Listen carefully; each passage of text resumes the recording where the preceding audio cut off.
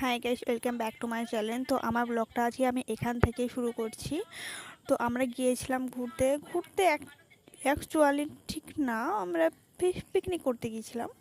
তো আমরা সবাই মিলে এখানে যতগুলো আছে দেখছো, আর আরেকটা নৌকা আছে, তো আর ওটাতেও একই ছিল, সবাই একসাথে। তো আমরা গিয়েছিলাম মুকুটমণিপুর ঘুরতে। তো দেখতে পাচ্ছ আমার বড় ওখানে বাঁশি বাজছিল, তো সবাইকে খুবই বিরক্ত করেছিল ওটা নিয়ে কানের গোড়াতে। তো আমারও খুব বিরক্ত হয়েছিল, তার জন্য আমি ওখান থেকে উঠে এই সাইড মানে চলে এসেছি।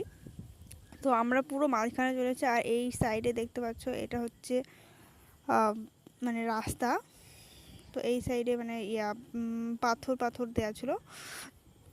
তো আমরা যাচ্ছিলাম, তো ওখানে দেখো আমার ওখানে হাই করছে সবাই, আমরা একসাথে বসে আছি। এইগুলো আমাদেরকে পরিয়ে দিয়েছিল যাতে আমরা মানে জলে পড়ে গেলে আমরা না ডুবি, এর জন্য।